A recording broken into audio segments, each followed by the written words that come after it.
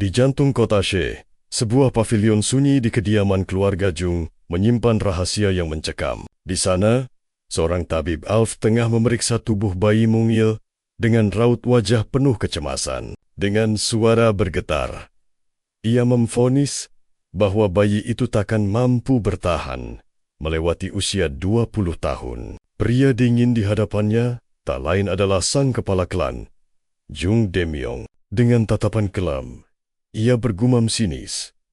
Apakah anak ini adalah kutukan dari langit? Ia tega menyalahkan bayi itu atas kematian istrinya, membuat sang tabib elf merasa sangat geram. Bagaimana mungkin seorang ayah bisa begitu tega menyumpahi putranya yang ditakdirkan mati muda? Namun Demyong hanya menatap dingin dari kejauhan, membiarkan darah dagingnya itu bermain dalam kesendirian. Sang tabib menjelaskan bahwa bayi ini menderita kondisi langka, yakni 9 meridian yang terputus total. Titik baihu di puncak kepalanya terbuka sangat lebar, sebuah anomali fatal yang belum pernah ia saksikan. Jika lubang energi itu terbuka terlalu luas, nyawa sang bayi bisa melayang dalam sekejap mata. Orang-orang menyebut fenomena mengerikan ini sebagai deity ascension atau kenaikan dewa. Demyong mengira itu adalah berkah surgawi. Namun penjelasan sang tabib justru membuatnya tersentak kaget. Sambil memegang dahi, sang tabib bertanya, apakah Demyong benar-benar mempercayai dongeng kosong semacam itu? Ia menegaskan bahwa hanya master tingkat absolut yang sanggup mengendalikan energi di titik baihu tersebut.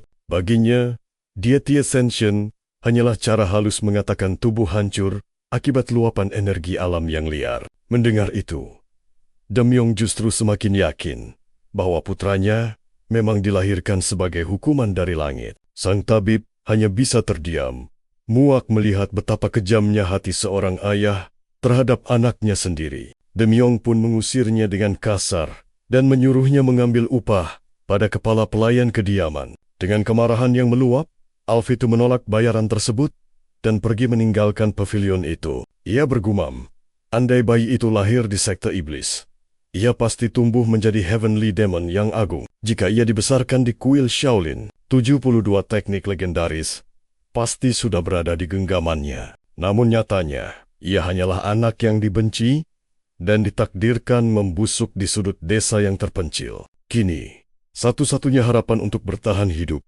hanyalah jika keajaiban pencerahan datang menyentuh jiwanya. Puluhan tahun pun berlalu, dan kini klan Jung tengah mengadakan pertemuan besar di kediaman mereka. Demyong berdiri dengan bangga menceritakan leluhurnya, Gyeomja, sang murid legendaris dari sekte Jongnan.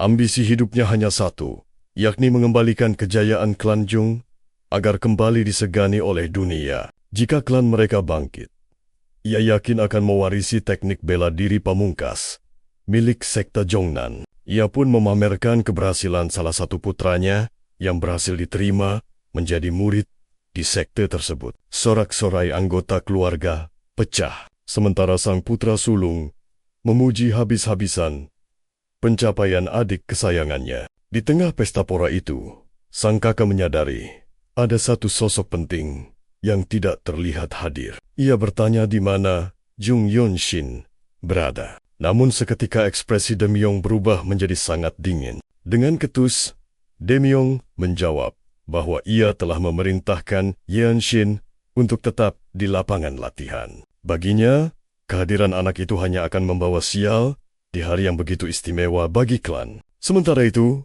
Yonshin tengah duduk bersila dalam keheningan total di tengah lapangan latihan. Ia memusatkan seluruh konsentrasi, mengalirkan qi ke seluruh nadi hingga energi itu meledak keluar. Saat membuka mata dan menatap tangannya, ia sadar telah menguasai seni gerak klan Jung sepenuhnya. Melalui teknik itu, Yonshin mampu memanipulasi ototnya dengan energi untuk menciptakan kekuatan yang luar biasa. Ia juga menyadari bahwa tubuhnya kini telah mencapai batas tertinggi dari potensi teknik bela diri tersebut. Yonshin sempat berharap apakah kekuatan barunya ini bisa memperpanjang usianya yang hampir habis itu. Ia teringat kembali pada reaksi terkejut sang kakak saat mengetahui ia telah mengembangkan teknik baru. Yonshin menjelaskan bahwa itu bukanlah teknik asing, melainkan pengembangan dari teknik rahasia keluarga mereka. Sang kakak hanya bisa menghela napas panjang, merasa cemas,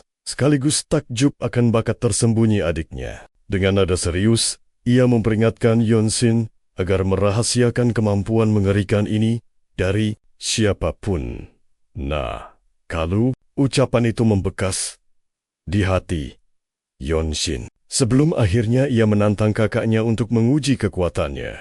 Namun, sang kakak justru menepisnya dengan ketus. Ia mencerca, apakah Ong Shin siap bertanggung jawab jika penyimpangan energi merenggut nyawanya? Ong Shin hanya terdiam membisu saat ia memberanikan diri mengungkap eksperimen itu kepada ayahnya. Sang ayah murka karena ia lancang mengutak-atik teknik pusaka. Apa kau pikir kau adalah sang pendiri klan? Bentaknya. Yonshin tak menyangka ayahnya akan menutup pintu rapat-rapat bagi penjelasannya. Sambil termenung, ia mencoba merenungi apa arti sebenarnya di balik gelar agung seorang pendiri. Di jagat Murim, pendiri adalah legenda yang menciptakan aliran dan kekuatan luar biasa. Namun, ia tak pernah merasa sehebat itu. Baginya, menciptakan teknik hanyalah demi kesehatan dan keinginan hidup damai bersama keluarga tercinta. Di tengah lamunannya, kegaduhan muncul saat para pelayan bergegas menuju halaman utama. Ia tersentak,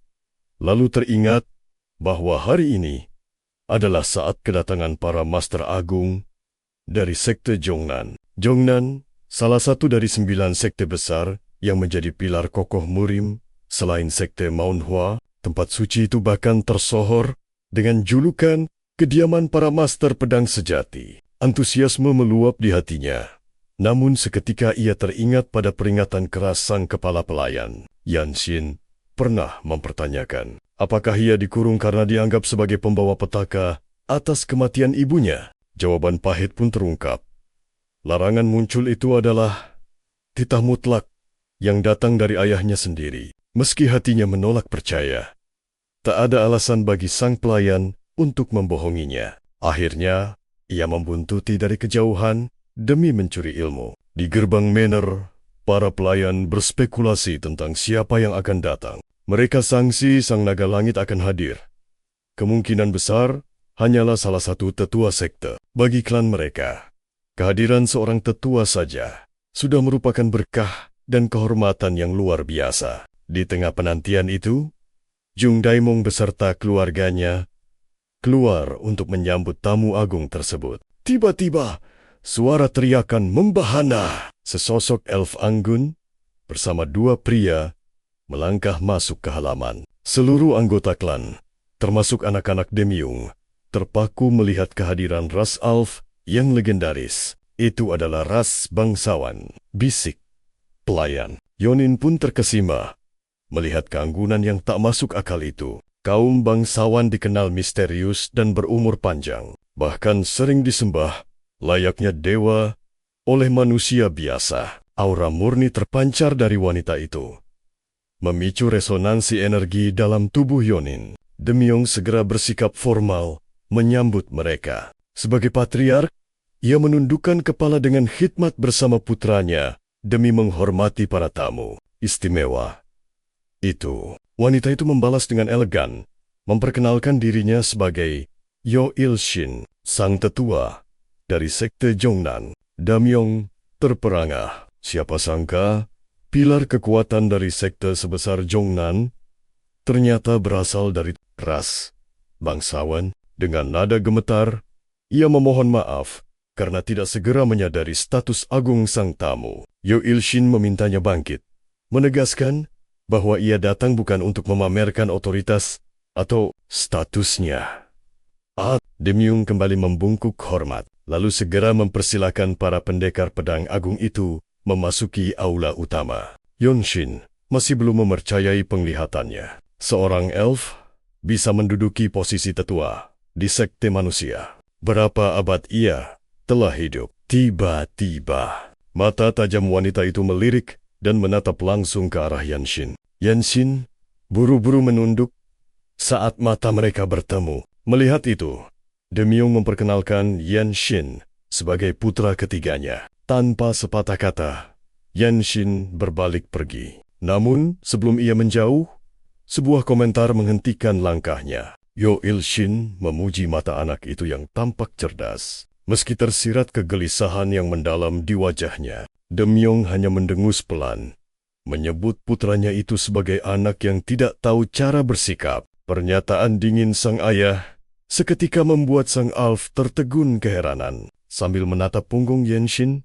Demyong menyebutnya sebagai aib keluarga. Yan Xin pun kembali ke lapangan latihan dengan pedangnya. Setelah merasakan aura para Master Jongnan, gairahnya terhadap seni bela diri kini telah terbakar hebat. Kebuntuan yang ia alami setelah menguasai teknik keluarga, Yung kini mulai menemukan titik terang. Ia menghunus pedangnya dengan penuh tekad, memutuskan untuk menempa jalannya sendiri melalui seni pedang. Sementara itu di ruang pertemuan, para pengawal Yo Il Shin menilai klan ini jauh lebih baik dari perkiraan awal. Mereka memperingatkan bahwa energi bumi yang padat di sini pasti sedang diincar oleh sekte Tironsor. Yo Il Shin mengangguk tenang, mulai menyusun strategi serangan balasan meski harus mempertaruhkan nasib seluruh klan tersebut. Seorang pendekar bertubuh jangkung mengusulkan serangan preemptif sebelum benteng pertahanan mereka benar-benar ditembus oleh lawan. Yoilin tetap tenang, menyesap tehnya dengan gerakan yang sangat perlahan dan penuh wibawa. Strategi itu memang masuk akal. Namun, rintangan sesungguhnya adalah kekuatan mengerikan dari kelompok 13 langit. Ia memperingatkan agar pedang mereka tetap tajam. Namun, di sela pemikirannya, sosok Yan Xin kembali menghantui benak Yoilin. Bocah itu bukan anak biasa. Seolah ada misteri gelap dan tak kasat mata yang tersembunyi di balik matanya. Saat malam tiba, Yonin memusatkan Q dalam meditasinya. Seketika, ia merasakan gejolak energi yang sangat asing dan janggal. Titik pusat energi Bai Hui di kepalanya terbuka lebar secara paksa, jauh melampaui batas kemampuan manusia normal. Meski setahun terakhir, ia hanya fokus pada teknik gerak keluarga. Kini, aliran tenaga dalam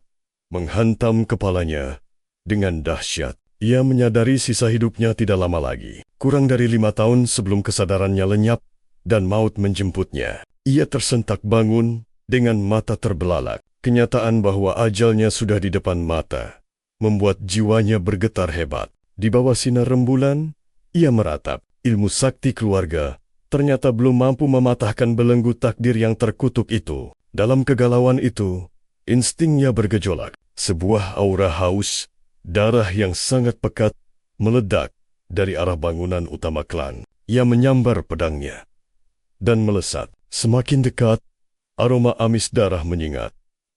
Di tengah keheningan malam yang mencekam, sebuah gerbang portal misterius tampak menganga di pintu masuk. Tanpa rasa takut sedikitpun, ia langsung menerjang masuk. Begitu tiba di dalam, insting bertarungnya berteriak. Ia terjebak di dalam formasi perangkap yang sudah dipasang dengan rapi. Pemandangan mengerikan terpampang nyata. Jasad para pelayan dan penjaga klan berserakan bersimbah darah di atas lantai dingin. Amarahnya memuncak. Musuh pasti telah menggunakan formasi tingkat tinggi untuk menutupi hawa keberadaan serangan berskala besar ini. Setelah memeriksa sekitar, hatinya semakin hancur, menyadari bahwa seluruh korban adalah saudara satu klannya sendiri. Siapa monster yang tega melakukannya? Tiba-tiba, sebuah suara dingin bertanya, mengapa ia masih bernapas di tempat itu? Ia menoleh tajam dan melihat beberapa pria sedang menyeret mayat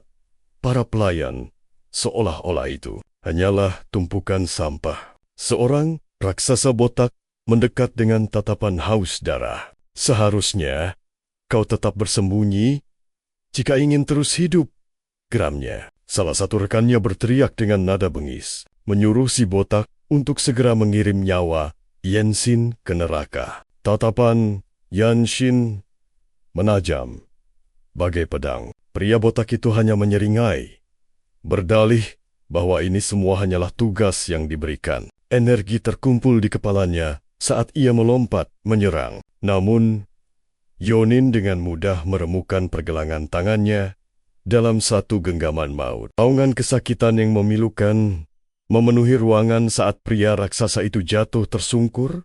Sambil menggigil ketakutan yang amat sangat, rekan-rekannya terperanjat dan langsung menghunus pedang. Pria yang tadi memerintah kini berteriak menanyakan identitas asli bocah di hadapannya. Yan Xin melepaskan aura pembunuhnya, menyatakan dengan suara lantang bahwa ia adalah putra ketiga dari klan yang agung. Saat ia melangkah maju dengan penuh tekanan, pria botak itu bangkit kembali sambil melontarkan makian penuh amarah. Musuh itu mencoba mengumpulkan sisa tenaganya, namun sebelum bergerak, kepalanya sudah terpisah dari tubuh dalam satu tebasan kilat. Kematian datang begitu cepat. Yonin langsung menerjang dua pria lainnya dengan kecepatan yang melampaui batas penglihatan manusia biasa. Menggunakan teknik kitab orisinal, ia memenggal kepala musuh pertama dan merobek tubuh musuh kedua. Sebelum mereka sempat berkedip, ketakutan mutlak menyelimuti mereka. Sosok Yan Xin kini tampak seperti dewa kematian yang mendekat. Sebelum pedang mereka terangkat, dalam satu kedipan mata, Yan Xin memotong tangan satu lawan dan memenggal yang lain. Ia lalu berbalik, menusuk jantung pria terakhir tanpa ampun. Pekikan terakhir terdengar memilukan. Sebelum raga tak bernyawa itu jatuh, menghantam lantai dengan suara yang sangat keras, Yonin menyarungkan kembali pedangnya dengan raut gusar. Ini adalah pengalaman pertamanya membunuh. Namun pedang itu terasa sangat menyatu saat ia menatap dalam-dalam pada bilah pedang yang masih bersimbah darah segar. Sebuah suara misterius memuji kehebatan tekniknya. Dari kegelapan, muncul sekelompok pria lain dengan aura yang jauh lebih kuat. Pemimpin mereka yang berikat kepala mengejek rekan-rekannya sebagai orang bodoh yang tewas karena terlalu meremehkan seorang bocah.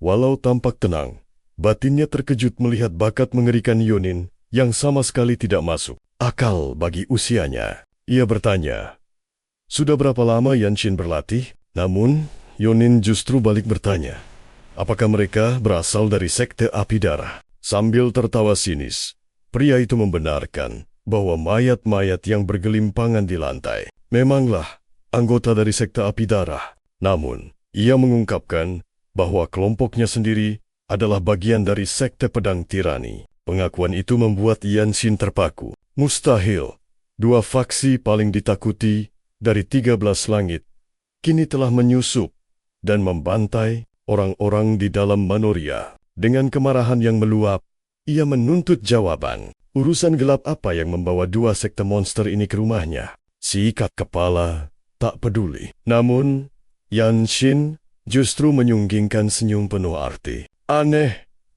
Lawannya malah bicara alih menebas. Apa kau sadar siapa yang kau hadapi? Pria itu tampak kebingungan. John Xin pun mempertegas maksud dari pertanyaannya tersebut. Apa kau tahu keluargaku adalah inti Desolate Fortress? Cabang terhebat di seluruh sekte. Ia memperingatkan bahwa membunuhnya akan memicu murka besar. Bahkan, bagi sekte Tyrant Sword, belum sempat kalimat itu usai, dentuman dahsyat tiba-tiba menghancurkan tembok di sisi mereka. Sesosok tubuh terhempas keras. Yan Xin terperanjat mengenali sang master dari sekte Zhongnan. Master itu memuntahkan darah segar. Tak lama, bayangan lain melesat masuk ke kediaman. Itu adalah Elder Yoshin. Ia mendarat dengan pedang gemetar dan wajah pucat pasi. Sang dewa pedang kini terdesak hebat. Yan Xin seakan tak percaya pada penglihatannya. Saat ia mencari sang lawan tangguh, aura kematian mencekam menyapu seluruh halaman manor. Di tengah keheningan mencekam, sesosok pria misterius turun melayang ke tengah pekarangan, berjubah hitam dengan pedang emas. Auranya begitu kelam hingga membuat atmosfer bergetar hebat. Tatapan maut pria itu tertuju pada Yan Xin, membuat kepalanya serasa ingin pecah seketika. Si ikat kepala langsung bersujud rendah. "Salam hormat, pemimpin sekte," serunya dengan gemetar. Seluruh pasukan Tyrant Sword jatuh berlutut. Yan Xin hanya bisa terpaku dalam kebisuan. Penguasa Tyrant Sword.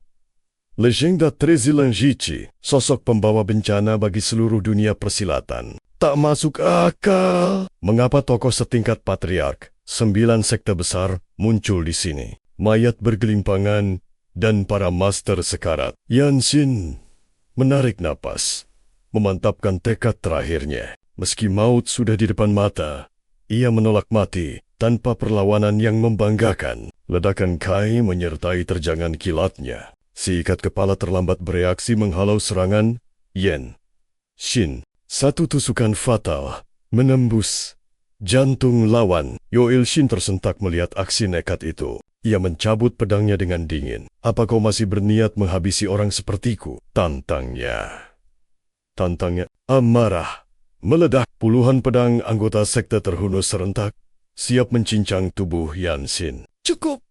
Sang pemimpin mengangkat tangan. Seluruh anggota sekte pun mematung dalam keterkejutan amat sangat. Tekadmu melampaui siapapun di sini, ucapnya. Yoil Shin terbelalak mendengar pujian tersebut. Bisikan heran menyelimuti pasukannya. Mereka tak mengerti mengapa sang tuan membiarkan penghinaan ini. Hiduplah, titahnya. Namun Yanshin membalas, kau bahkan takkan pernah bisa membunuhku. Tanpa rasa takut, ia mengarahkan ujung pedangnya tepat ke arah sang pemimpin sekte. Aku adalah pewaris tunggal Divine Sword Squad, cucu sang legenda dari Benteng Desolasi. Wahyu mengejutkan itu seketika menyambar bagai petir di telinga Yoil Shin. Baginya, Divine Sword adalah puncak kekuatan paling berpengaruh di seluruh Benteng Desolasi. Benteng itu adalah benteng kekaisaran, diciptakan khusus untuk meredam keliaran para pendekar murim.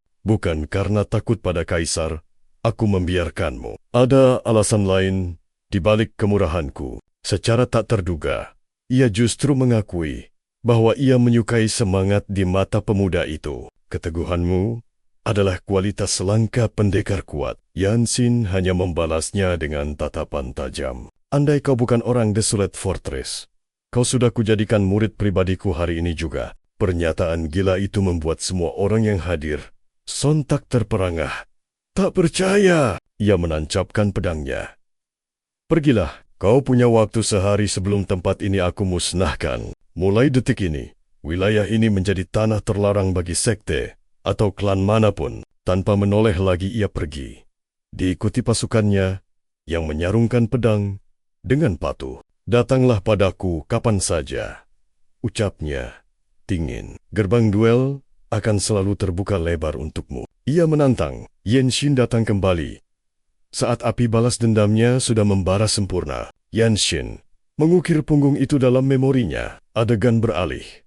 Ia bersimpuh di sisi ayahnya. Sambil menatap ayahnya yang terbatuk lemah, ia berbisik lirih. Jung Daimyung pun menyentuh putranya. Dengan suara gemetar, dia bertanya, bagaimana Yansin bisa menjadi sekuat itu? Yansin berujar jujur bahwa dia mengembangkan sendiri teknik pergerakan klan Daim yang terpaku. Mustahil baginya percaya sang putra menciptakan seni bela diri baru. Memori lama mendadak melintas. Dahulu dia mengabaikannya, namun kini amarah meledak. Dia menuntut Yansin mengulangi ucapannya. Kenapa kau berani sekali mengutak-atik seni bela diri sakral milik keluarga kita? Patriark menegaskan, itu warisan suci leluhur. Dengan mata berkaca-kaca, dia memaki kecerobohan Yanshin. Namun jauh di lubuk hatinya, dia tak bisa membantah kekuatan baru klan mereka. Dia menatap Yanshin lama, lalu mengakui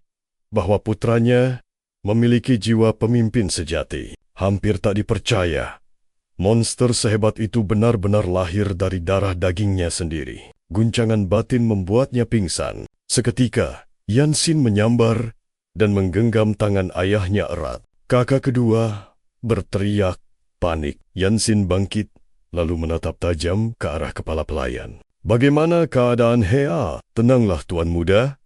Keponakanmu sekarang berada dalam kondisi aman. Gadis itu hanya tertidur. Titik akupunturnya sengaja ditutup demi melindunginya dari para pembunuh maut. Yanshin menatap kakaknya, memintanya membawa Hea untuk dibesarkan di bawah sekte Jongnan. Bakat afinitas 5.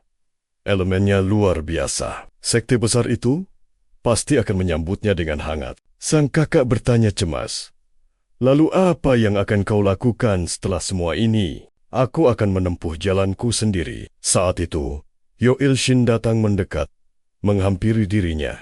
Wanita itu mengangguk. Dia harus segera melaporkan situasi berdarah ini kepada petinggi Jongnan. Terlebih, pemimpin Tiron Sword sudah ikut campur. Apa kau akan pergi menemui keluarga ibumu? Dengan tatapan sayu, Yanshin mengiyakan. Hanya di sanalah tempat baginya untuk bangkit kembali. Mendengar tekad itu, Yo Il-shin menawarkan bantuan untuk membawanya menuju ke pegunungan Zongnan. Yanshin merasa terhormat. Namun Il-shin berniat merekomendasikannya menjadi murid langsung sang ketua sekte. Semua orang terkejut, namun dengan bakat monster sepertinya, hal itu bukanlah mustahil terjadi. Yanshin tahu, menjadi murid langsung berarti dia bisa menguasai seluruh teknik suci mutlak. Apalagi, ketua sekte Jongnan adalah satu dari 10 pendekar pedang terkuat di seluruh dunia. Meski tawarannya sangat menggiurkan, Yanshin tetap menolak. Dia memohon maaf kepada sang tetua. Il-shin tersenyum tipis. Dia hanya ingin merekrut bakat emas yang jarang ditemukan sepertinya. Pintu sekte kami akan selalu terbuka. Kembalilah. Kapanpun kau membutuhkan tempat untuk pulang. Yanshin mendongak perlahan. Tetua, ada satu hal penting yang ingin aku tanyakan. Dia tahu bahwa Yo Il-shin adalah bagian dari kalangan bangsawan yang berumur panjang. Dengan sorot mata yang mendadak sangat serius, pemuda itu mulai melontarkan pertanyaannya. Apa kau tahu cara mendapatkan buah dari pohon dunia? Pertanyaan itu seketika mengejutkan Il-shin. Buah sakral itu dijaga penguasa benteng Desolate, sosok yang diakui kaisar sebagai raja pelindung. Pusaka surgawi yang dipercaya memberikan keabadian. Keberadaannya dijaga sangat ketat oleh para penjaga. Yanshin yakin hanya buah legendaris itulah yang bisa memperpanjang sisa umur hidupnya. Namun, Il-shin tak punya kuasa. Dia bahkan belum menjalani setengah masa hidupnya sendiri. Hanya penguasa benteng yang berhak memberikannya. Kalau begitu, aku harus pergi ke benteng Desolate. Benda itu mustahil didapat dengan mudah. Bahkan kaum bangsawan pun tak memiliki akses ke sana. Yanshin menjawab lirih. Aku tidak punya pilihan lain untuk bisa menyelamatkan nyawaku sendiri. Dia harus memimpin pasukan pedang ilahi. Il-shin menunduk, berjanji akan terus mendukungnya dari jauh. Setelah itu, dia berbalik. Tugas besar sudah menantinya untuk melapor kepada pusat sekte. Cliff Schwartzman, Neutral, Spirit Fist. Segera bereskan semua sisa kekacauan di lokasi ini sekarang. Mereka menerima perintah dengan hormat. Il-shin pergi, sementara Yanshin mulai melangkah meninggalkan kediamannya. Dia menatap kedua pria itu dengan sendu, sambil mengucapkan terima kasih atas bantuan mereka. Jangan berterima kasih. Tragedi yang menimpa keluarga Jung adalah dosa yang juga kami tanggung. Langkah Yonin terhenti saat sang kakak sulung memanggilnya sambil mendekap erat si kecil H. Kata maaf saja, takkan pernah cukup untuk menebus semua penderitaan adiknya selama berada di klan. Sebuah janji suci terucap untuk menjadi kakak yang lebih baik, serta permohonan agar Yonin terus bertahan hidup. Tanpa bakat alami Yonin, bersumpah akan berlatih keras, seolah-olah nyawanya sedang dipertaruhkan. Kakaknya mengangguk mantap, sementara H menatap polos, sambil memanggil Yanshin dengan sebutan paman. Menitipkan gadis itu pada kakaknya Yonin, segera berpaling, dan menanyakan rencana masa depan pada kepala pelayan. Cabang-cabang kecil keluarga Jung tersebar di Nanyang sang pelayan, menjelaskan strategi pelarian mereka dengan detail. Seluruh aset yang tersisa akan dijaganya sekuat tenaga selama darah keturunan keluarga Jung masih mengalir. Kita akan bertemu lagi, ucap Yonin. Ia yakin sang pelayan sangat berguna berkat penguasaan bela dirinya. Sebelum berpisah, Yanshin memintanya untuk menjalani hidup dengan nyaman dan menjaga diri. Baik, baik. Kalimat hangat itu menghantam batin sang pelayan hingga membuatnya mematung dalam keterkejutan yang luar biasa. Tatapannya melepas kepergian. Yanshin tak menyangka keturunan klan agung akan bicara selembut itu padanya. Hal yang belum pernah ia dengar sejak mengabdi, matanya bergetar hebat saat ia menundukkan kepalanya dalam-dalam. Layar berganti ke Sangyang Kota megah yang penuh hiruk-pikuk. Yonin melangkah menuju sebuah barik pelayan. Meletakkan bebannya di meja, ia memandang kota dari ketinggian dengan rasa lega yang membuncah di dada. Di tengah riuhnya kota desas-desus tentang kehebatan Desolate Fortress mulai terdengar jelas di telinganya. Seorang pria bertubuh tambun berteriak bahwa seluruh pendekar dataran tengah datang membawa impian besar mereka. Menurut kesaksian pria itu, sang pemilik kedai bahkan kehabisan stok arak akibat membludaknya para pengunjung. Kekacauan ada di mana-mana, sahut temannya, mengeluhkan para pendekar mabuk yang menunggu ujian masuk tersebut. Yonin tersentak mendengar adanya ujian masuk. Tiba-tiba, seseorang menepuk bahunya dan bertanya hal yang sama. Yanshin segera memalingkan wajahnya ke arah suara tersebut. Di hadapannya berdiri Hian Wongchan, pendekar muda yang menatapnya dengan penuh rasa ingin tahu. Wongchan segera meminta maaf. Ia mengaku terpesona melihat sosok peserta yang jauh lebih muda darinya. Dengan senyum ramah ia memperkenalkan diri sebagai pengelana yang menempuh perjalanan sangat jauh dari Xiangxi. Yonin pun menyebutkan identitasnya, mengatakan bahwa ia hanya berasal dari wilayah Xinye yang cukup dekat. Hanya sedekat itu, seru Wong terkejut mengira perjalanan Yanshin semudah membalikkan telapak tangan saja. Sangat berbeda dengan jalannya yang berdarah karena harus bertaruh nyawa melawan bandit hutan dan perompak kejam. Ia menggerutu kesal mengingat betapa merepotkannya teknik bela diri air milik para perompak jahat itu. Padahal Yonin pun bertemu bandit di jalan, namun ia mampu menyingkirkan mereka semua tanpa kesulitan. Berarti perjalananku tidak merepotkan, ucapnya. Tenang, Wong berbisik pelan, memastikan tak ada orang lain yang mendengar. Ia mengajak Yonin menjadi rekan seperjuangan sambil menawarkan pertukaran informasi rahasia mengenai ujian masuk nanti. Apakah ujian itu nyata? Tanya Yanshin. Wong terbelalak dan meninggikan suaranya karena sangat terkejut. Baginya, itu adalah Desolate Fortress Trial, sebuah gerbang suci menuju kejayaan bagi para pendekar terpilih. Tempat itu berbeda dari sekte biasa karena menuntut penguasaan bela diri sekaligus kecerdasan literatur tingkat tinggi. Yonin pun bergumam pelan. Jadi ini alasan mengapa ribuan orang berkumpul memadati kota Shangyang. Wong mengangguk, mantap membenarkan hal tersebut. Meskipun seseorang tidak memiliki dasar, bergabung ke sana akan membuka peluang dan pembinaan kultivasi luar biasa. Ribuan pendekar datang bertaruh nasib, bahkan nekat mempelajari berbagai teknik demi bisa lolos ujian tersebut. Desolate Fortress adalah puncak tertinggi dunia, tempat di mana ambisi setiap pendekar membara dengan hebatnya. Jika kau ingin menaklukkan dunia hanya dengan sebilah senjata, maka bergabunglah ke Desolate Fortress. Bahkan keluarga kekaisaran yang berkuasa harus menaruh rasa hormat pada kekuatan kelompok legendaris ini. Segala jenis eliksir langka dan kitab bela diri tingkat tinggi semuanya tersimpan rapi di dalamnya. Ada yang menganggap sekte kuno lebih hebat, namun Wong hanya tertawa kecil meremehkan pendapat kolot itu. Baginya, kelompok yang dibangun rakyat jelata takkan pernah bisa menandingi keagungan mutlak Desolate Fortress. Yonin menyesap minumannya.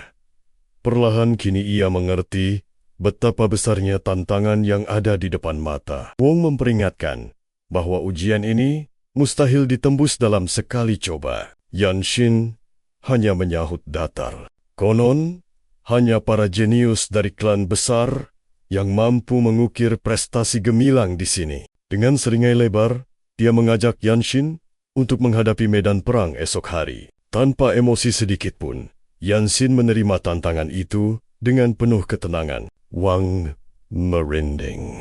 Ketegaran pemuda ini sungguh tak masuk akal, hingga membuatnya kehilangan kata-kata. Bagi Yanshin, hanya ada satu hal yang krusial. Dia harus lulus apapun taruhannya. Dia enggan mengemis pada keluarga ibunya. Bahkan, jika keberadaan mereka masih menjadi misteri besar. Matahari terbit. Gerbang Desolate Fortress yang angkuh kini berdiri kokoh menyambut langkah mereka. Plakat nomor dibagikan kepada peserta. Angka 13 kini berada dalam genggaman.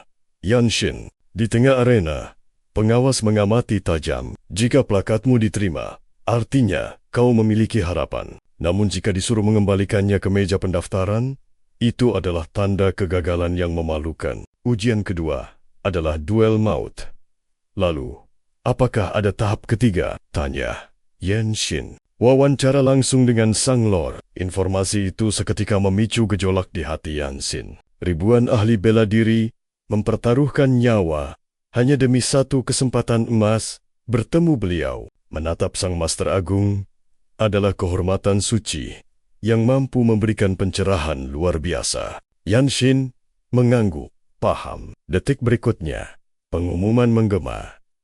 Ujian ilmu pedang cepat dimulai. Setiap peserta wajib menunjukkan satu tebasan maut yang akan dinilai langsung oleh pengawas. Wong memberanikan diri untuk maju lebih dulu, demi memecah ketegangan yang menyesakkan dada. Dengan langkah gemetar Wong maju, sementara Yanshin merasa ujian ini cukup sederhana. Tunjukkan kecepatanmu, dan kau lulus.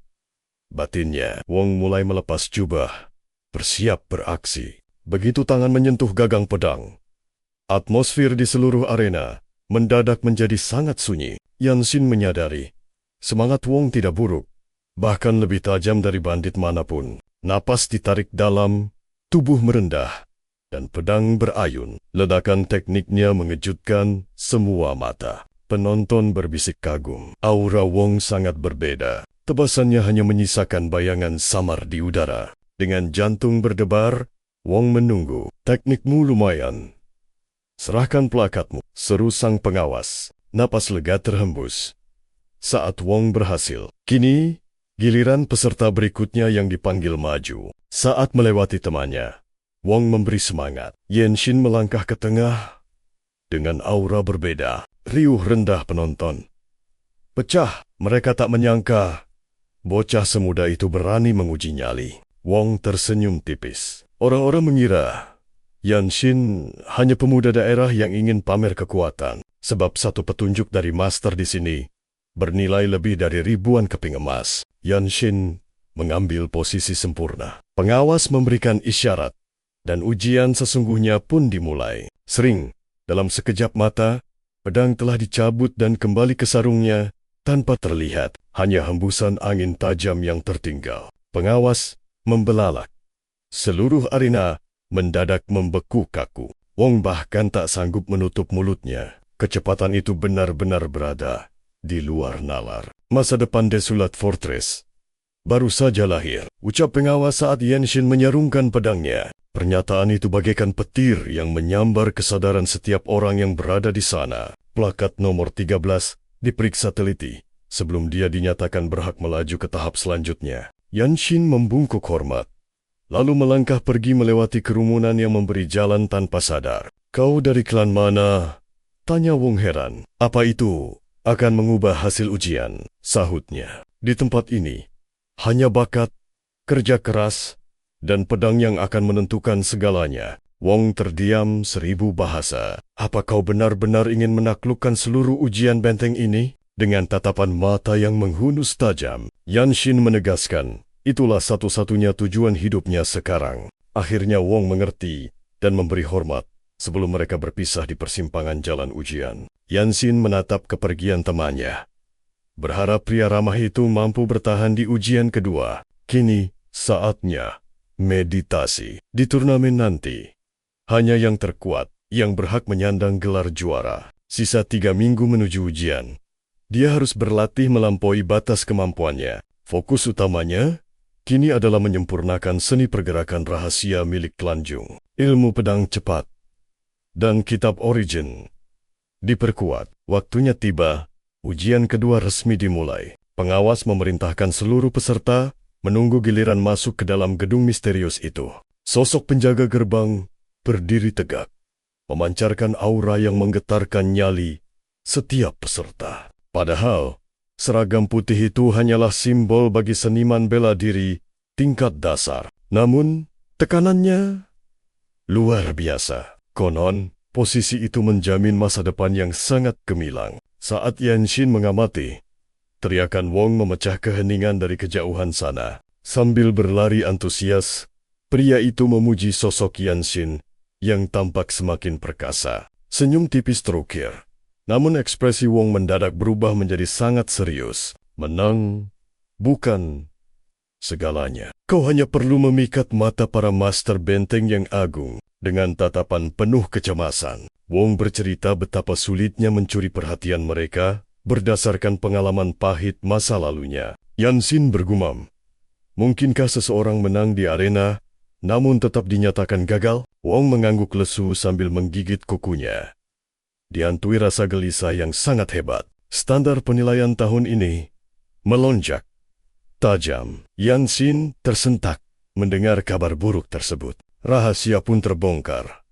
Sang monster berjuluk Kilin Putih ikut bersaing dalam turnamen. Yanshin terbelalak, memastikan apakah itu Namgung sang Kilin Putih yang melegenda, sang pemusnah, bandit di usia belia, dan pembantai pembunuh bayangan faksi hitam. Rumor menyebut dia telah menyapu bersih seluruh jenius di turnamen Naga Phoenix. Herannya, mengapa pendekar berstatus tinggi sepertinya berniat bergabung dengan Benteng Desolate. Wong kemudian membisikkan kenyataan pahit yang menjadi motif tersembunyi sang jenius Namgung. Status anak selir menghalanginya menjadi pemimpin keluarga besar Namgung yang sangat terhormat. Namun, menjadi Kapten Benteng Desolate adalah jalan pintas menuju puncak kekuasaan tertinggi. Kedudukan itu setara dengan pemimpin 8 keluarga besar. Bahkan jauh lebih berwibawa. Benteng itu adalah penjaga tatanan dunia persilatan. Tiba-tiba, nama Yanshin dipanggil. Dia menatap Wong, berjanji untuk bertemu kembali di balik tembok Benteng Desolate. Wong tampak terpaku, sementara Yanshin melangkah mantap menuju medan laga pertamanya. Di dalam, para pengawas menyeringai aneh. Lawannya langsung mencabut pedang dengan beringas. Pertarungan dimulai. Tawa mengejek lawan membuat atmosfer gedung menjadi sangat mencekam. Dia menghina Yanshin bagai serangga, sambil menyombongkan identitasnya yang merasa superior. Tanpa membuang kata, Yanshin melesat kilat dan menyabet wajah sombong pria itu. Hanya bermodalkan sarung pedang, dia menumbangkan lawannya hingga jatuh tak sadarkan diri. Jasad yang pingsan itu segera diseret keluar. Seorang pemuda tersenyum penuh minat. Sosok berambut putih tampan, maju menantang, memancarkan aura pendekar tingkat tinggi yang luar biasa. Seluruh tetua dan pengawas tampak bersemangat menantikan bentrokan para jenius muda ini. Para petinggi berseragam biru berbisik, penasaran siapa yang akan mendominasi panggung kali ini. Mereka yakin para pemimpin skuad akan bertarung memperebutkan pemuda berbakat tersebut. Kekuatannya melampaui batas rata-rata. Persis seperti reputasi agung dari keluarga besar Namgung. Yanshin terdegan. Di depannya berdiri Namgung Hashin, sang Kilin Putih yang menakutkan. Semua orang berharap menyaksikan kedahsyatan teknik langit tanpa batas yang sangat legendaris. Yanshin mengukur kekuatan. Lawan di depannya tampak 5 tahun lebih senior darinya. Meski Hashin kuat, teknik rahasia keluarga Jung miliknya memberikan kepercayaan diri penuh. Fisik Yanshin lebih prima, meski Hashin tetap memberikan salam hormat yang elegan. Dia resmi menantang dengan teknik langit dan langkah tanpa batas yang mematikan. Pedang terhunus seketika. Yanshin pun mulai menunjukkan teknik bela diri rahasia yang ia kuasai dengan sempurna. Hashin menatap penuh keheranan, mempertanyakan mengapa Yanshin tak kunjung menarik pedang utamanya untuk bertarung. Detik itu juga, Yanshin mengambil posisi tempur. White Qilin tersenyum sembari melapisi bilah pedangnya dengan energi murni. Inti dari teknik rahasia milik Yanshin hanyalah satu, yaitu serangan yang benar-benar tak terduga. Irama gerakannya mustahil untuk dibaca, memadukan serangan mengejutkan tepat di saat lawan lengah sedikit saja. Strategi itu bertujuan meruntuhkan pertahanan Hashin. Kini, seluruh mata pengawas tertuju penuh pada sosok Hashin. Saat aba-aba bergema, Yanshin melesat. Namun naas, pedangnya hancur berkeping saat berbenturan dengan pertahanan Hashin. Hashin mematung dengan mata terbelalak. Serangan itu ternyata jauh lebih cepat dari apa yang dia bayangkan sebelumnya. Para pengawas terdiam 1000 bahasa. Meski sudah menduga kemenangan Huashin, pemandangan barusan sungguh di luar nalar mereka. Tak satu pun dari mereka menyangka akan menyaksikan tebasan sehalus sutra. Namun secepat kilat, seperti itu.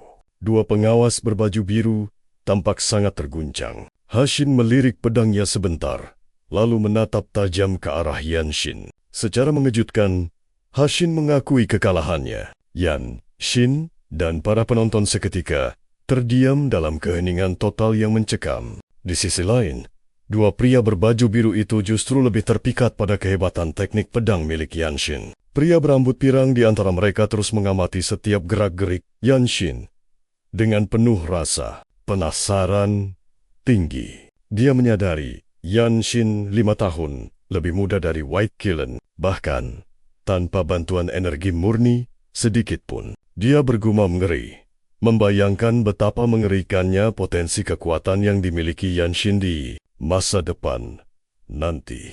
Wasit menghampiri Yanshin, menunjuk ke arah taman utara, dan memintanya untuk menunggu giliran di sana. Sambil membungkuk hormat, Yanshin berharap suatu saat mereka bisa kembali beradu pedang secara adil. Hashin hanya membalas dengan senyum tipis dan menyetujui tantangan tersebut dengan penuh rasa bangga. Dia sangat menantikan pertarungan mereka berikutnya. Yanshin pun melangkah mantap menuju area taman bagian utara. Setibanya di sana, Yanshin disambut oleh tatapan dingin dari beberapa pendekar yang telah menunggu lama. Mereka tak percaya bocah sekecil itu bisa lolos. Sambil berjalan, Yanshin merenungkan kembali jalannya duel tadi. Dia sadar betul, jika pertarungan berlangsung lama, dia pasti akan kalah telak tanpa perlawanan berarti. Itulah sebabnya dia langsung mengeluarkan teknik pamungkas pedang penuh kebahagiaan. Sejak detik pertama dimulai, sayangnya pedangnya hancur beradu dengan energi murni Hashin. Yanshin menyesali kecerobohannya yang terlalu terburu-buru menyerang. Namun, pengakuan kekalahan dari sang White Qilin benar-benar di luar dugaan dan membuatnya terenyak diam. Kejadian itu menyadarkannya tentang bagaimana harga diri tinggi seorang bangsawan dari klan ternama. Membawa diri. Terngiang kembali raut wajah kaget pria berbaju biru saat mengetahui dia belum bisa menguasai energi murni. Sebagai klan cabang tingkat 3, tak ada satupun orang di rumahnya yang paham cara mengolah energi tersebut. Sambil menghela napas panjang, Yanshin kembali menghunuskan sisa bilah pedangnya yang sudah patah itu. Setelah menyaksikan kehebatan Hashin, dia mulai menyadari potongan teka-teki yang selama ini hilang dari tekniknya. Dia memusatkan seluruh konsentrasi untuk mengalirkan energi, menyadari betapa rumitnya menyatukan energi ke dalam pedang. Ternyata, energi murni adalah jembatan suci yang menyatukan jiwa seorang pendekar dengan pedang di genggamannya. Saat pencerahan itu datang, bilah pedangnya bersinar terang, ledakan cahaya dahsyat seketika mengejutkan semua orang di taman. Seluruh pendekar ternganga, tak percaya bahwa Yanshin sedang mengalami fenomena resonansi pedang yang sangat legendaris. Hal yang lebih gila lagi, dia berhasil mencapai kondisi tingkat tinggi itu di usianya yang masih belia. Pedang itu bergetar hebat, memancarkan cahaya menyilaukan dan gelombang energi yang menggetarkan atmosfer di sekitarnya. Jiwa dan pedangnya kini telah menyatu sempurna. Yanshin menyadari dirinya telah mencapai tingkat penyatuan raga. Saat kelopak matanya terbuka, sebuah senyum tipis penuh kepuasan terukir jelas di wajah pemuda jenius itu. Tiba-tiba, suara ucapan selamat terdengar. Yanshin menoleh dan melihat White Qilin sudah berdiri tegak di sana. Dengan tangan digagang pedang, Hashin berjaga. Semua pendekar lain pun terpaku menatap mereka tanpa berkedip. Yanshin menyadari bahwa Hashin sengaja menjaganya agar tidak ada yang berani mengganggu proses pencerahan batinnya. Di tengah lamunannya, Hashin mendekat. Yanshin segera menyimpan pedangnya dan berterima kasih atas perlindungan tulus itu. Hashin tertawa terbahak-bahak mendengar itu, sambil mengingatkan bahwa keberhasilannya adalah berkat tekad kuat dirinya sendiri. Dengan senyum tulus, Yanshin pun memberikan ucapan selamat balik atas kesuksesan yang diraih rekannya itu. Di tengah obrolan mereka, Wong tiba-tiba teringat satu hal. Ia mengungkap bahwa Yonin kini telah dianugerahi sebuah julukan besar. Di dunia persilatan, mereka yang punya bakat luar biasa pasti mendapat gelar kehormatan, kecuali jika mereka adalah penjahat keji. Hashin menimpali dengan mantap, mengakui bahwa desas-desus hebat itu pun sudah sampai ke telinganya. Yonin nampak kebingungan. Baginya, ia hanya berusaha keras melewati ujian tanpa berniat mencari perhatian lebih. Wong mengungkap gelar itu.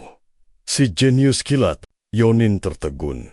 Tak percaya namanya kini disejajarkan dengan para legenda. Kabarnya, White Qilin sendiri yang mengakui bahwa kecepatan bakat pemuda ini benar-benar melesat. Secepat kilat. Wong menjelaskan bahwa nama baru Yanshin telah mengguncang seluruh Jianghu. Bahkan diakui oleh para pendekar elit Desolate Fortress. Mendengar pujian setinggi langit itu, Yanshin hanya bisa tertawa getir karena merasa julukan itu terlalu berlebihan. Apa mereka tidak sedang mengejekku karena aku hanya sedikit cepat dengan pedang? Tanyanya. Namgung Huashin hanya tersenyum penuh arti. Ia balik bertanya, lalu apa sebutan bagi lawan yang bahkan kewalahan menahan seranganmu yang secepat itu? Yanshin menatap langit luas, masih mencoba mencerna gelar Lightning Genius yang kini resmi tersemat di pundaknya. Julukan si agung itu tak pernah terlintas di pikirannya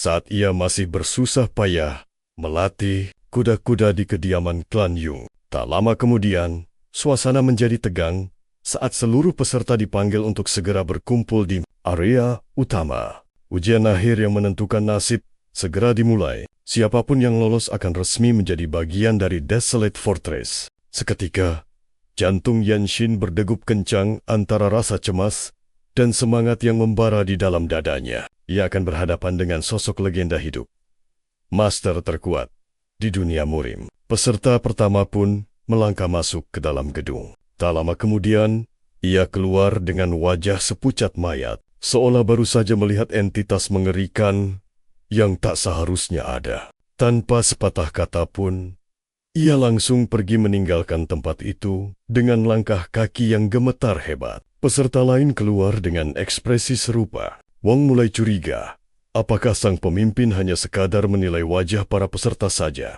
Akhirnya, giliran Yanshin tiba. Ia diminta untuk melangkah naik menuju lantai paling atas gedung megah tersebut. Sesampainya di sana, sebuah gerbang emas raksasa terbuka perlahan, menyambut langkah kakinya menuju takdir yang baru. Di dalam ruangan itu, tanaman merambat melilit pilar-pilar raksasa yang mengelilingi sebuah singgasana suci di tengah hutan buatan. Di sanalah sang Ratu Elf, pemimpin agung Desolate Fortress, bertahta. Yanshin pun memberi salam dan memperkenalkan diri dengan hormat. Saat wanita itu menoleh, Yanshin hampir kehilangan napas melihat kecantikan yang begitu mempesona, sekaligus memancarkan aura agung. Sang pemimpin adalah seorang elf berambut hijau dengan mata yang menenangkan, namun memancarkan otoritas yang sangat kuat. Dengan tatapan tajam yang menembus sukma, sang pemimpin menyatakan bahwa ada darah istimewa yang mengalir di tubuh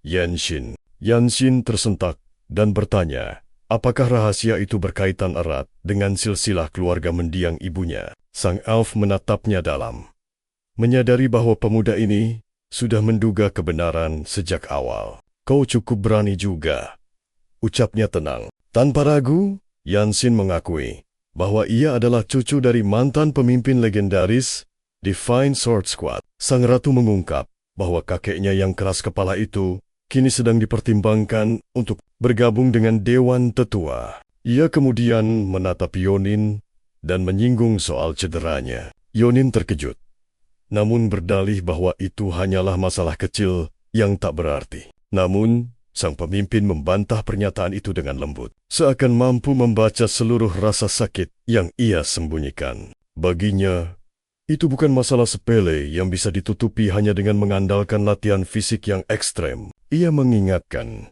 bahwa Yanshin baru hidup selama 15 tahun, lalu meminta maaf karena terlalu mencampuri urusan manusia. Sang pemimpin kemudian berdiri perlahan dan menyunggingkan sebuah senyum tipis yang penuh dengan makna tersembunyi. Ia mengaku sangat menyukai prinsip Yanshin yang tetap teguh dan tidak tunduk pada siapapun demi tujuannya sendiri. Yanshin terperangah. Bagaimana mungkin wanita ini tahu bahwa ia datang ke Desolate Fortress demi sebuah ambisi pribadi? Ia mulai bertanya-tanya, apakah sang ratu juga menyadari keanehan pada titik bui miliknya yang terbuka secara abnormal. Dengan tekad yang sudah bulat, Yanshin akhirnya memberanikan diri menyampaikan pertanyaan utama yang selama ini ia pendam. Bisakah aku selamat jika memakan buah pohon dunia? Tanyanya. Sang pemimpin menjawab bahwa harapan yang ia cari memang ada. Saat Yanshin bertanya tentang kepastian untuk mendapatkannya, sang ratu memberikan jawaban yang sangat krusial. Semuanya bergantung pada tindakan yang kau ambil, ucapnya. Mendengar itu, perasaan lega luar biasa menyelimuti hati Yanshin. Sambil membungkuk dalam, ia bertanya apakah itu berarti dirinya telah resmi diterima sebagai pendekar di Desolate Fortress. Sang pemimpin tersenyum hangat dan menjawab bahwa ia memang sudah sah menjadi bagian dari keluarga besar mereka. Ia pun mempersilakan Yonin pergi. Namun sebuah panggilan terakhir kembali menghentikan langkah kaki sang pemuda. Dia digadang-gadang sebagai calon pemimpin Divine Sword Squad selanjutnya. Yanshin benar-benar terkejut mendengarnya. Sepanjang jalan turun, kata-kata sang pemimpin terus menghantui pikirannya. Dia bertanya-tanya, apakah wanita itu hanya sekadar bergurau atau memang melihat potensi tersembunyi dalam dirinya? Namun, satu hal sudah pasti. Jika dia bisa meraih posisi itu, mendapatkan buah pohon dunia bukan lagi sekadar mimpi belaka. Layar pun beralih memperlihatkan sosok Jung Yanshin, Wong Chan, Wai Chilin, dan satu pria misterius lainnya. 4 peserta yang lolos ujian ini melangkah mengikuti seorang staf pemandu. Saat menyusuri koridor megah itu, sang pemandu bertanya dengan senyum penuh arti, apakah mereka tahu tugas sebenarnya dari Desolate Fortress? Wong menjawab lugas bahwa tempat ini ada demi mencegah para master bela diri mengancam tahta kekaisaran. Staf itu hanya mengangguk pelan, lalu berkata bahwa itu hanyalah sebagian kecil saja. Dia menjelaskan bahwa Desolate Fortress juga menahan konflik berdarah di Murim agar bencana besar tidak terjadi. Sontak, keempatnya terperangah. Menurut sang pemandu, tidak ada yang bisa membayangkan ngerinya kekacauan jika perang besar kembali meledak di dunia persilatan. Dia mengisahkan badai darah yang pernah menyapu daratan tengah. Saat rumor penemuan makam iblis, langit atau Heavenly Demon tersebar luas. Seandainya perebutan itu hanya soal kitab pusaka atau obat ajaib, mungkin situasinya tidak akan berubah menjadi neraka yang mengerikan. Sayangnya, para seniman bela diri justru menggila dan tega melakukan kekejian luar biasa terhadap sesama manusia demi ambisi buta. Dia menegaskan, siapapun takkan lagi mengenali Murim setelah melihat pemandangan neraka tersebut. Tatapan Wong menajam saat mengingat tragedi kelam yang dikenal sebagai bencana makam iblis langit itu. Sang staf menambahkan bahwa kejadian itu sudah 17 tahun berlalu. Masalah mereka bukan cuma sekte sesat atau faksi iblis, tapi juga kelompok ortodoks, termasuk 9 sekte besar dan 8 klan utama lainnya. Jika kekuatan raksasa itu bergerak tanpa kendali, rakyatlah yang akan menderita paling parah. Saat rakyat menderita dan pajak terhenti, kestabilan kekaisaran pun akan ikut hancur berantakan. Itulah sebabnya kekaisaran menyuplai dana melimpah, obat langka, dan kitab bela diri pada Desolate Fortress. Sang pemandu berhenti dan berbalik serius. Dia menegaskan, tugas mereka adalah menghabisi siapapun yang berani mengusik kedamaian hidup rakyat kecil. Perkataan itu bergema kuat di benak mereka berempat. Setelah itu, staf tersebut menunjukkan bangunan tempat mereka akan menginap sementara sebelum akhirnya dikirim ke lokasi penugasan masing-masing. Dia mengucapkan salam perpisahan dan meninggalkan mereka. Waktu berlalu, malam pun berganti pagi. Jung Yanxin berbaring di ranjang, menyadari sudah seminggu dia berada di sini. Tak disangka, proses penempatan memakan waktu cukup lama. Di tengah lamunannya, suara ketukan pintu terdengar. Seseorang meminta izin dan Yanxin pun mempersilakannya masuk.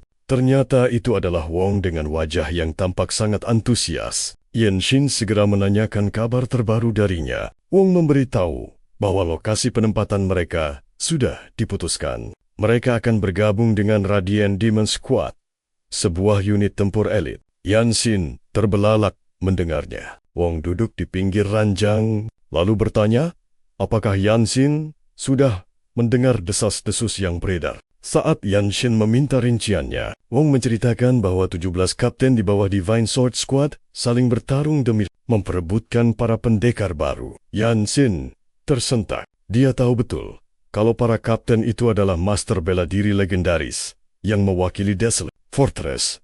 Dia pun bertanya kebenarannya. Wong menjelaskan bahwa mereka bertempur demi merekrut sang White Chilin dan si jenius petir, Lightning Genius. Esok harinya, suasana berganti ke arena Radiant Demon Squad. Yanxin dan Wong kini sudah mengenakan seragam kebanggaan mereka, sementara anggota lain berdiri gagah di sekeliling arena dengan pakaian yang senada dan penuh wibawa. Ada yang berseragam biru, namun di depan mereka berdiri Kapten Radiant Demon Squad, sang Majin yang berbalut pakaian hitam. Yanxin pernah mendengar bahwa Majin adalah kapten terkuat di benteng ini. Melihat auranya secara langsung, dia yakin rumor itu nyata. Majin pun melangkah mendekat dengan tekanan aura yang sangat hebat. Dia memanggil Yanxin dengan julukan Lightning Genius. Yanxin menjawabnya dengan lantang, tanpa rasa takut sedikit pun di matanya. Senyum tipis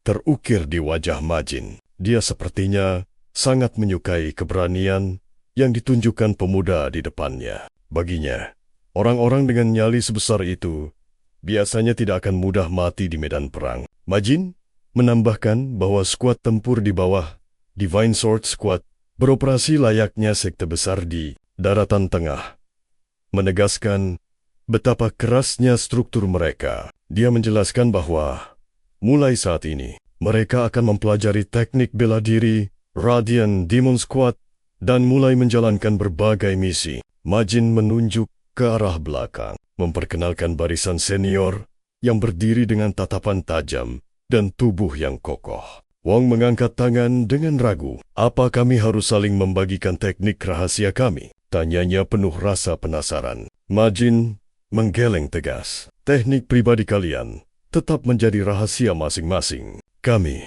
tidak akan mengambilnya. Fokus utama kita hanya satu, yakni menguasai seni bela diri legendaris milik Radiant Demon Squad. Mendengar itu, Wong bernapas lega. Matanya berbinar karena ia tahu betapa mengerikannya reputasi teknik tersebut. Namun Majin memperingatkan dengan tajam, berlatihlah sampai mati jika kalian ingin tetap bertahan hidup. Yanxin tertegun. Ia teringat bahwa Radiant Demon Squad adalah satu dari 17 pasukan paling mematikan. Prestise mereka tak terbantahkan. Setelah menghadapi 24 pendekar elit Maun, tanpa satu pun korban jiwa, insiden berdarah itu memperkuat rumor bahwa Benteng Desulat adalah puncak kekuatan tertinggi di seluruh dunia. Sang kapten menjelaskan bahwa meski di bawah Kaisar, membunuh anggota Benteng Desulat bukanlah sebuah bentuk pengkhianatan. Dunia ini kejam. Kalian harus terus tumbuh menjadi monster yang kuat jika tidak ingin binasa. Yan Shin bertanya dengan bingung, mengapa hukum kekaisaran tidak berlaku bagi siapapun yang menyerang kita? Majin mendengus. Murim dipenuhi iblis gila yang kehilangan akal sehatnya karena mendalami ilmu hitam terlarang. Belum lagi para ahli peringan tubuh yang bisa mengacaukan istana lalu menghilang di balik lembah. Misterius, karena anggota benteng bukan pejabat resmi kerajaan. Wibawa takhta kaisar tidak akan menjadi tameng bagi nyawa kalian. Tugas kalian adalah memburu praktisi bela diri berbahaya. Jika kalian lemah, maka maut akan langsung menjemput. Pandangan Majin kemudian beralih ke arah seorang anggota yang mengenakan seragam biru di sudut ruangan. Pria itu pernah selamat dari tebasan maut, pendekar terkuat klan Namgung. Dialah yang akan memberi penjelasan. Dengan tubuh gemetar, pria itu berdiri. Teknik pedang Raja Klan Namgung adalah lambang kehancuran yang sesungguhnya. Ilmu pedang tingkat tinggi itu adalah warisan suci yang hanya diajarkan kepada garis keturunan utama. Namgung, Majin mendelik tajam saat melihat senior itu duduk bersandar, membuatnya langsung berdiri tegak karena ketakutan. Yan Shin tersentak. Ia tahu bahwa pendekar terkuat Namgung dijuluki sebagai matahari di puncak dunia persilatan. Sulit dipercaya ada yang selamat dari monster sekuat itu. Tiba-tiba, sang senior menatap Yan Shin dengan tajam. Aku ingin melihatnya sekarang. Tunjukkan padaku seberapa hebat teknik pedang kilat yang katanya luar biasa itu. Yan Shin melangkah maju. Tangan kirinya menggenggam gagang pedang, sementara aura keberadaannya mulai meledak secara dahsyat. Pria itu tersenyum tipis dan menghunus pedangnya. Namaku Chung dari Shangyang. Bersiaplah untuk menghadapi ujianku. Yan Shin. Balasnya singkat. Suasana di dalam ruangan itu mendadak berubah menjadi sangat mencekam. Chung berujar bahwa angin dari ayunan pedang seorang anak 10 tahun pun bisa menunjukkan jati dirinya. Dari embusan angin itulah, seorang ahli dapat menilai bagaimana cara lawan bergerak dalam pertempuran hidup mati. Yan Shin masih terdiam, mencoba mencerna filosofi mendalam di balik perkataan senior yang ada di depannya. Chung menunjuk ke arahnya dengan tatapan kagum. Bakatmu sungguh luar biasa karena mampu mencapai level ini. Energi murni mulai mengalir ke pedangnya. Tunjukkan potensi maksimalmu, tantang Chung. Yan Shin pun segera mengangkat senjatanya. Seluruh anggota terperanjat. Pedang di tangan Yan Shin mulai bergetar hebat, menciptakan resonansi yang sangat mengerikan. Bahkan, Majin tak bisa menyembunyikan keterkejutannya melihat cahaya yang bergetar di sepanjang bilah pedang penuh konsentrasi. Melalui teknik deteksi energi, Yan Shin mulai mengunci dan merasakan setiap detak napas milik seniornya. Ada celah. Dalam sekejap, ia menerjang maju dan melepaskan serangan Swift Sword Art dengan kecepatan cahaya. Namun, secara ajaib, Chung mampu menahan tebasan mematikan itu tepat 1 inci sebelum mengenai tubuhnya. Yan Shin terpaku, tak percaya. Ia bahkan tidak bisa melihat kapan pedang seniornya bergerak menepis serangannya. Ia segera melompat mundur untuk mengatur napas, lalu kembali bersiap dengan kewaspadaan tingkat tinggi.